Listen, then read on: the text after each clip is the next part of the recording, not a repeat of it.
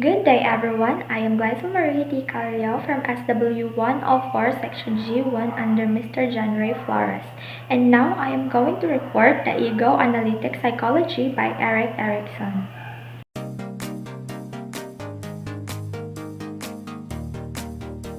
Who is Erick Erickson? Erickson was born in Frankfurt, Germany, born on June 15, 1902. He retained the surname Homburger until age 37, when he became a United States citizen and adopted the name Erick Homburger Erickson. He studied at two art schools and had his work exhibited at a gallery in Munich. He trained in psychoanalysis and was analyzed by Anna Freud. In 1933, recognizing the growing Nazi menace, the Ericksons immigrated to Denmark and then to the United States, settling in Boston. Erickson established a private psychoanalytic practice specializing in the treatment of children.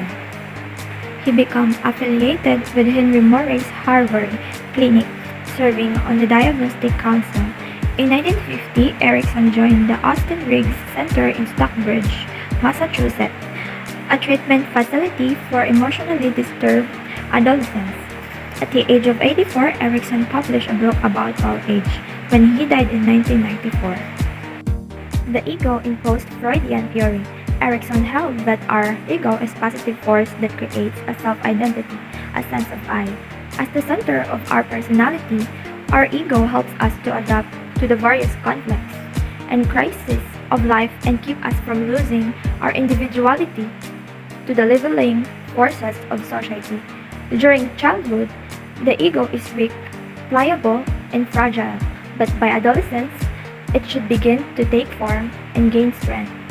Erickson defined that the ego as a person's ability to unify experiences and actions in an adaptive manner. Erickson identified three interrelated aspects of ego: the body ego, the ego ideal, and the ego identity.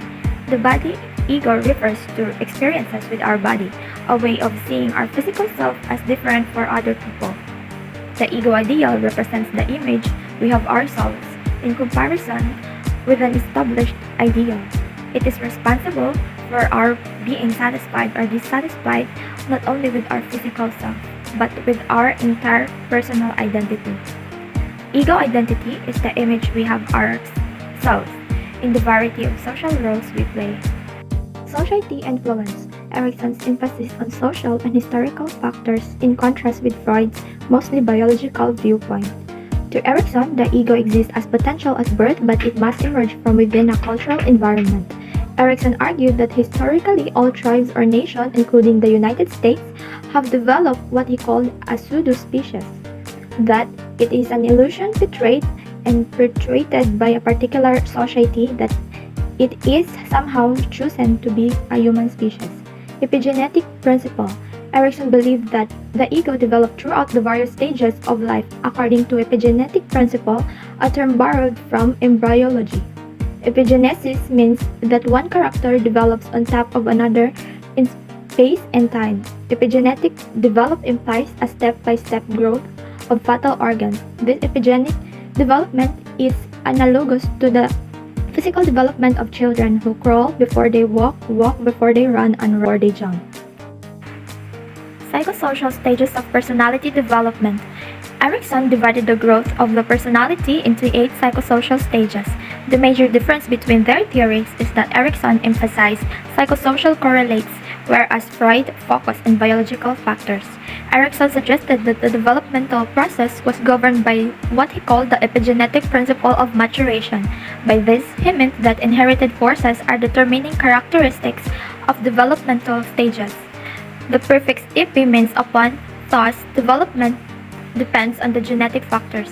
The crisis involves a shift in perspective, requiring us to refocus our instinctual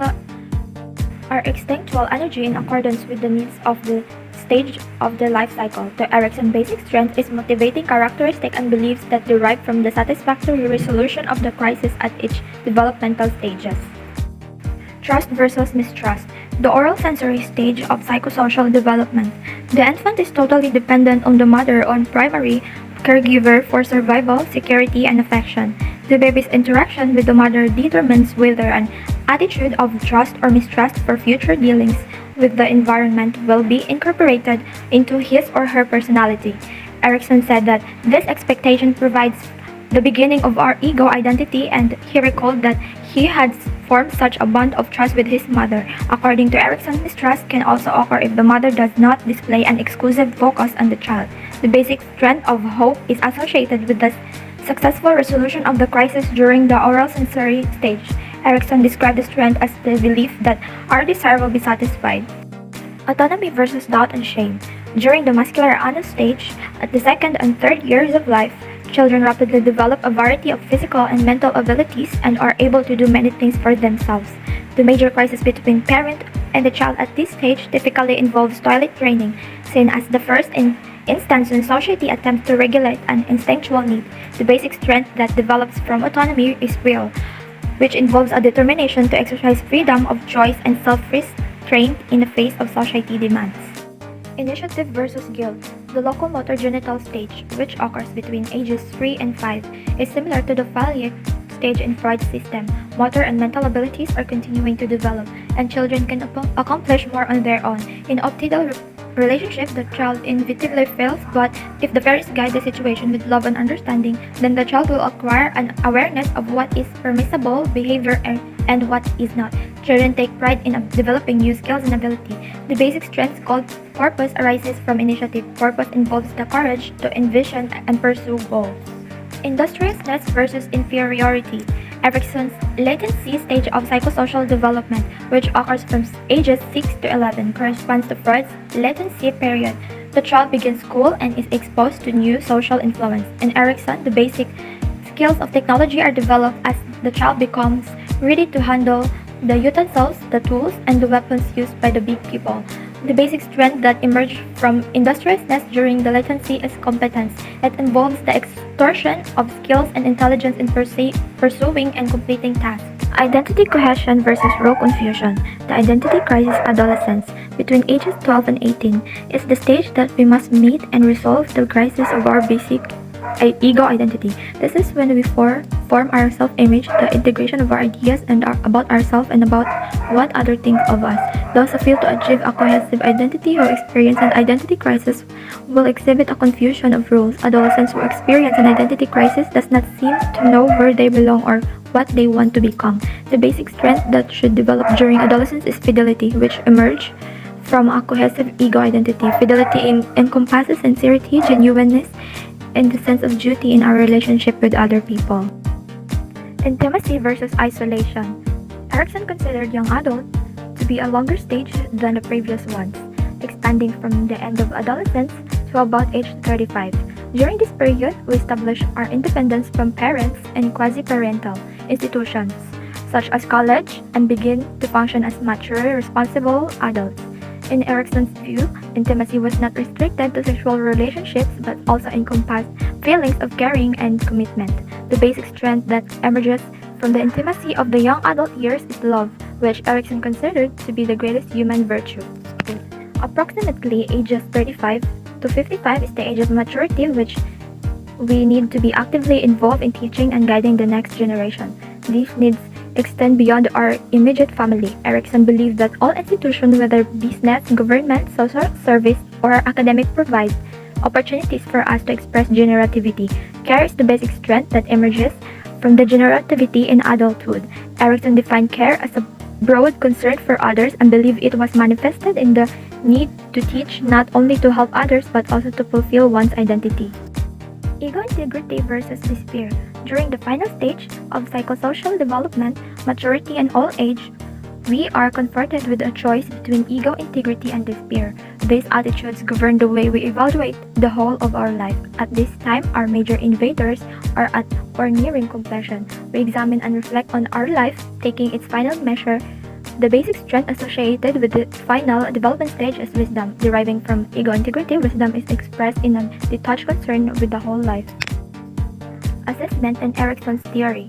In developing his personal theory, Erickson used data obtained primarily from play therapy, anthropological studies, and psychohistorical analysis. Erickson chose play therapy. He provided a variety of toys and observed how the research participants interacted with them.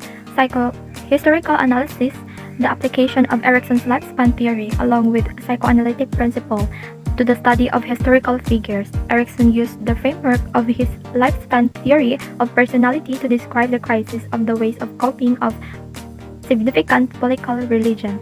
Erickson's psychohistory typically focus on a significant crisis.